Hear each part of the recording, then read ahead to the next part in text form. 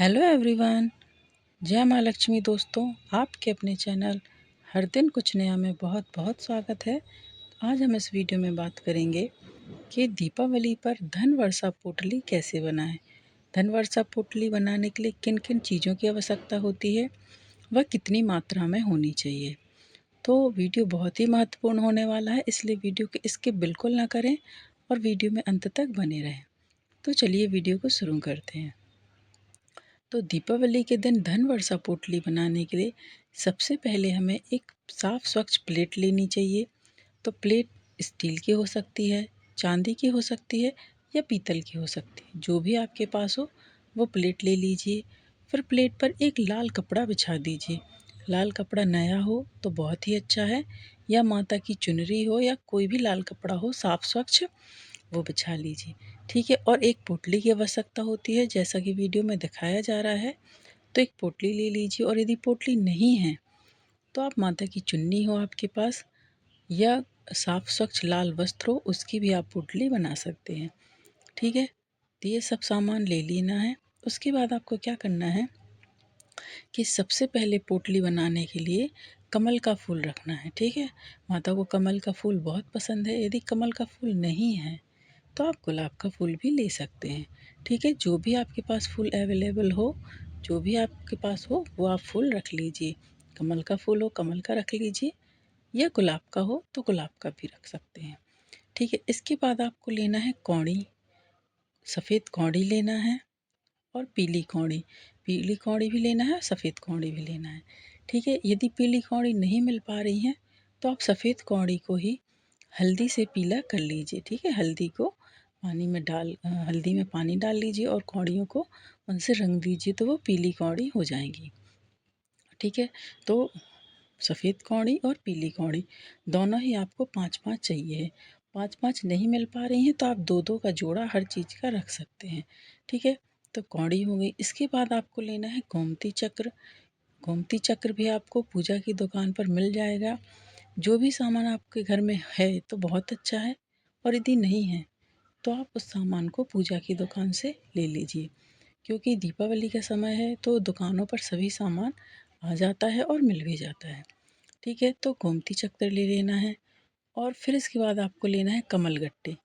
ठीक है। तो कमल गट्टे भी 5 होने चाहिए। वो भी तो कमल गट्टे आपको पूजा की जो दुकान की होती है उस पर मिल जाएगा। ठीक है। फिर आपको लेना है एक सिक्का। सिक्का सोने का हो तो भी चलेगा और चांदी का हो तो भी चलेगा। ठीक है। बस आपको ये याद रखना है कि सिक्के में श्री गणेश जी और माँ लक्ष्मी जी की जो प्रतिमा बनी हो वो विराजमान अवस्था में हो, यानी कि वो बैठे हुए हों, खड़े हुए ना हों। ठीक है। और सिक्का यदि आपके पास चांदी का नहीं है तो आपके पास जो भी घर में सिक्का हो वो भी आप ले सकते हैं, कोई भी सिक्का चलेगा। ठीक है। और या फिर आपने जो पिछले साल पोटली बनाई हो यदि, तो उस पोटली का भी आप निकाल कर सिक्का रख सकते हैं। ज़रूरी नहीं है कि सिक्का नया ही हो। ठीक है। तो सिक्का कोई भी चल जाएगा। फिर आपको लेना है काली हल्दी। ठीक है। तो जैसा मैं वीडियो में दिखा रही हूँ वो काली हल्दी है, तो वो ये भी आपको दुकान पर मिल जाएगी। और यदि ये हल्दी नहीं मिलती है तो आप इसके स्थान पर पीली हल्दी ले सकते हैं। ठीक है। तो हल्दी कोई भी चलेगी, पीली हल्दी तो लेना ही है, साथ में काली हल्दी लेना है। और यदि काली हल्दी नहीं मिलती है तो आपको उसकी जगह पर पीली हल्दी ले लेनी है। फिर आपको लेना है 2 लौंग। 2 लौंग फूल वाली होनी चाहिए।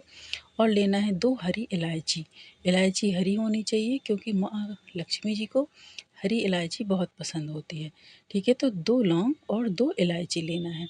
और 2 सुपारी लेना है। सुपारी भी गोल होना चाहिए, पूरी, मतलब टूटी हुई है, टुकड़ों में नहीं होनी चाहिए, पूरी गोल सुपारी होना चाहिए। तो 2 सुपारी ले लीजिए। ठीक है। 2 लौंग, 2 इलायची और 2 सुपारी ले लेनी है। ठीक है। फिर इसके बाद हमें लेना है ठीक है, इसके बाद हमें लेना है चावल। तो चावल लेना है, मतलब पूर्ण अक्षत लेना है, टूटे हुए चावल ना हो। और चावल को कुमकुम से लाल रंग से रंग लेना है। ठीक है। क्योंकि माँ लक्ष्मी जी को लाल रंग अति प्रिय है, तो चावल को भी लाल रंग से रंगना है। और चावल के दाने मात्र 11 या 21 ही होने चाहिए। ठीक है। फिर इसके बाद रखना है धनिया, हरा धनिया, जो कि हम धनतेरस की पूजा के लिए खरीदते हैं। तो उसी में से कुछ हरी धनिया थोड़ी सी हमें उस पोटली के लिए वो रख लेने हैं। फिर लेना है हमें हल्दी, पीली हल्दी। पीली हल्दी सीधी होनी चाहिए, मतलब बहुत ज़्यादा टेढ़ी मेढ़ी ना हो, साफ स्वच्छ। और 2 हल्दी की गांठ ले लेनी है, ठीक है। तो यदि जहाँ पर आपको काली हल्दी नहीं मिलती है तो 2 आपको पीली हल्दी रख लेना है पीली हल्दी के लिए, और 2 आपको और पीली हल्दी रख लेना है काली हल्दी के लिए, ठीक है। तो ऐसे में आपकी 4 हल्दी की गांठ हो जाएंगी। 2 पीली हल्दी और 2 काली हल्दी की बदले में यदि नहीं मिलती है तो, नहीं तो आप 2 काली रख लीजिए और 2 पीली रख लीजिए, ठीक है। तो 2-2 रख देनी है, ठीक है। सभी की जो मात्रा है वो 2-2 होनी चाहिए, तो ये आपको याद रखना है। तो ये संपूर्ण चीज़ें हैं जो पोटली में रखना है। इसके बाद हम बनाते हैं पोटली। तो पोटली बनाने के लिए हमें क्या करना है कि दीपावली के दिन जैसे ही हम माँ लक्ष्मी जी की, गणेश जी की पूजा करते हैं, उसी प्रकार हमें इस सामग्री की भी पूजा करना है। प्लेट में रखना है, लाल कपड़ा बिछाना है, फिर ये सब सामग्री रखना है। और जिस तरह से माँ लक्ष्मी जी की और गणेश जी की पूजा करते हैं, उसी तरीके से इन सामग्रियों को भी पूजा करना है, ठीक है। धूप दीप दिखाना है और इन्हें कमल गट्टे की माला से इनके लिए 108 बार माँ लक्ष्मी जी का मंत्र का जप करना है, और जप से ही इनको अभिमंत्रित करना है, ठीक है। तो इतना हमें कर लेना है। फिर इस सामग्री को पूरी रात माँ लक्ष्मी जी के सामने रखे रहने देना है, और एक दीप जो है घी का पूरी रात प्रज्वलित करना है, ठीक है, ताकि वो दीप पूरी रात प्रज्वलित होता रहे और ये हमारी सामग्री जो है माँ लक्ष्मी जी के सामने रखी रहे। फिर दूसरे दिन हमें उठना है, सभी कामों से निवृत्त होकर जल्दी स्नान कर लेना है, और फिर इस सामग्री को पोटली में एक एक करके सभी रखना है। तो सबसे पहले हमें पोटली में फूल रखना है, ठीक है। कमल का फूल हो यदि आपके पास तो कमल का, और यदि आपने गुलाब का चढ़ाया हो तो गुलाब का, ठीक है। तो वो रख लेना है, क्योंकि माँ लक्ष्मी जी के लिए आसन की आवश्यकता होती है। तो माँ लक्ष्मी जी कमल के फूल पर आसन करती हैं, तो कमल का फूल रखें पहले, या गुलाब का, जो भी आपके पास हो, ठीक है।